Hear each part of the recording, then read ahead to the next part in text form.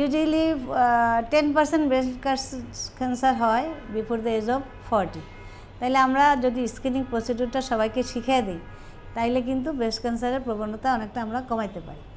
এখন ব্রেস্ট ক্যান্সারের জন্য স্ক্রিনিং প্রসিডিউর বাংলাদেশ গভর্নমেন্ট চালু করেছে, সেখানে যেতে হবে এবং আমাদেরকে পাবলিক অ্যাওয়ারনেস বাড়াইতে হবে। ব্রেস্ট স্ক্রিনিংয়ের দুইটা পার্ট, একটা হলো ইন্সপেকশন আর একটা হলো পালপেশন। আমরা ইন্সপেকশন করতে পারি 20 ইয়ার্সের আগে। আমাদেরকে যেটা করতে হবে যে আমরা নিজেরাই এক্সামিন করতে পারবো। তো সেটা আমি কিভাবে করব? আমি প্রথমে ইন্সপেকশনটা করব মিররের সামনে দাঁড়ায়।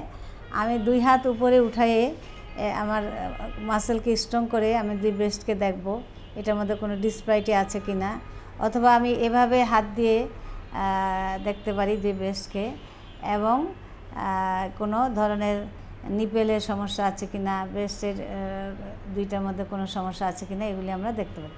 দেন আমরা ব্রেস্টকে পালপেট করব। পালপেট করারও কিছু নিয়ম আছে, আমি একটু দেখায় দিচ্ছি জেনারেল পপুলেশনের জন্য। যে এভাবে আমি 4টা কোয়াড্রেন্টে ব্রেস্টকে পালপেট করব, ঠিক আছে? এভাবে হাত রেখে দেন আমি এক্সিলায় যাব, এভাবে যাব, এভাবে যাব, এভাবে যাব। দেন আমি ভিতরের দিকেও হাত দিয়ে দেখব আমি কোনো গুটি বা নুডুল দেখতে পাইনি। সেম করে আমি এই ব্রেস্টও পালপেট করব। আচ্ছা, দেন আমি আমার যদি কোনো ধরনের ডাউট হয় দেন আমি তাকে আলট্রাসাউন্ড করতে পারি। অ্যান্ড আফটার 40 আলট্রাসাউন্ড করতে হবে, 2 ইয়ারলি ম্যামোগ্রাফি করতে হবে এবং 40 to 49 ইয়ারলি ম্যামোগ্রাফি করতে হবে। যাদের ফ্যামিলিতে এন্ডোমেট্রিয়ান, ওভারিয়ান, ব্রেস্ট ক্যান্সার আছে তাদেরকে এগুলি আরও বেশি সিনসিয়ারলি করতে হবে।